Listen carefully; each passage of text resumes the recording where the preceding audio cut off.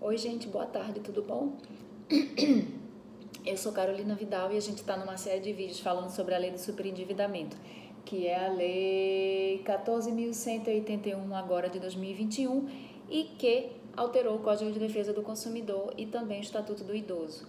Lembrem dos vídeos que a gente fez uns 2 ou 3 vídeos sobre essa lei e na última série de vídeos, que foi na semana retrasada, porque na passada não deu para ter vídeo, a gente falou sobre a audiência de conciliação para repactuação da dívida, prevista lá no artigo 104A do Código de Defesa do Consumidor, tá certo?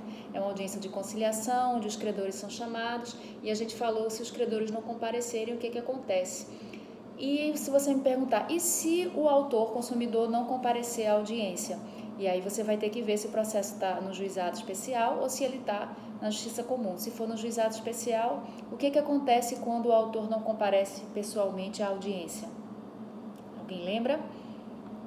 O processo é arquivado, não é isso?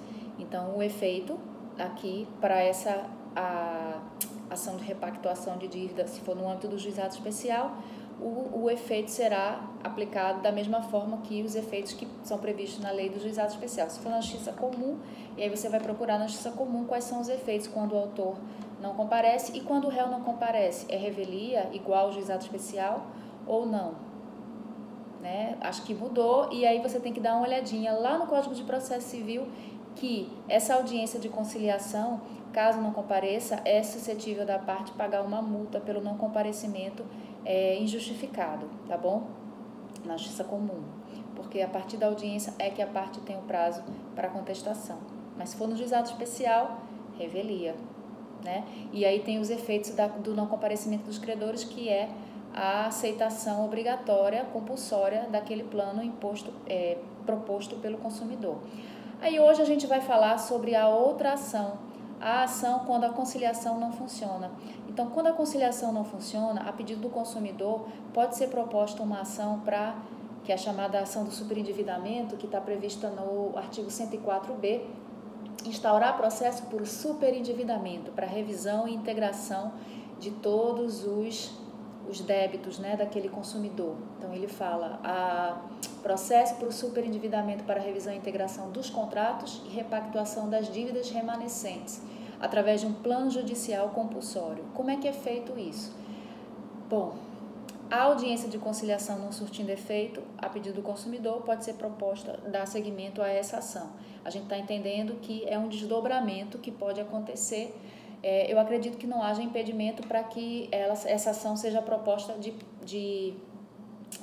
pelo consumidor, se ele entender que ele não tem condições de formar um acordo, mas isso a gente só vai saber na prática quando isso for aplicado, né? A princípio, o que a lei demonstra é que primeiro se tenta a conciliação e não havendo a conciliação, a pedido do consumidor, pode ser instaurado esse caminho, né, seguinte, que é a integração e repactuação dos contratos com os credores. E aí esses credores, as informações que tiverem na audiência, o plano que foi apresentado, tudo isso pode ser utilizado para seguimento na ação por superendividamento.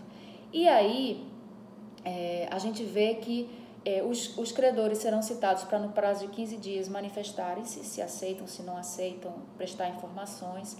Pode ser nomeado um administrador pelo juízo para no prazo de 30 dias apresentar um plano de renegociação que preveja a quitação da dívida, preveja a forma de pagamento, tanto na questão do prazo, do tempo, quanto também na questão de alguma amortização, de alguma redução de encargo, certo?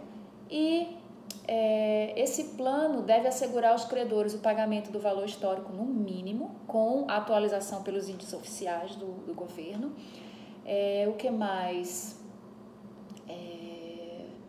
Tem que englobar todos os credores que forem convocados, né, para que ninguém fique de fora. E, em todos os casos, facilitar a elaboração desse plano de pagamento, preservando o mínimo existencial. Lembra daquele conceito aberto que eu falei nos outros vídeos? Então, mínimo existencial.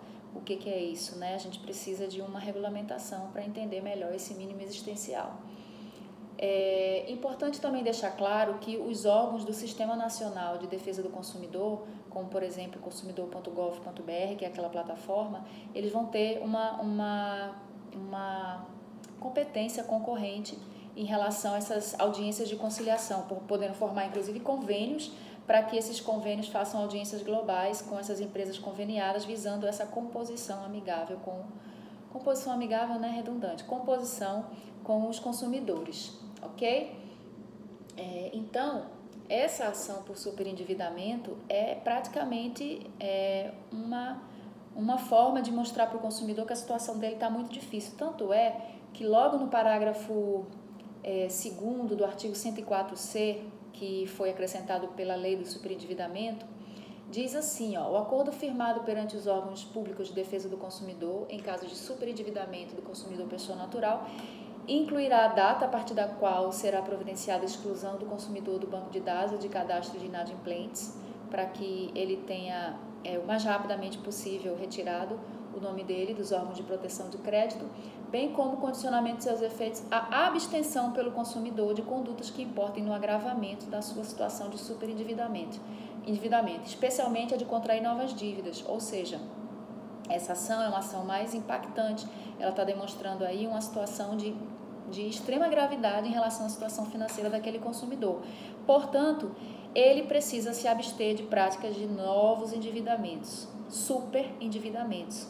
E aí entra a questão da política pública de incentivar a educação financeira, que tem num dos artigos anteriores aí do início dessa lei, para que haja esse fomento. E quem vai fazer isso? As empresas privadas, o Sistema Nacional de Proteção do Consumidor. Acredito que é uma obrigação que vai ser compartilhada, solidária, entre todos, e que visa justamente mudar esse panorama social do superendividamento.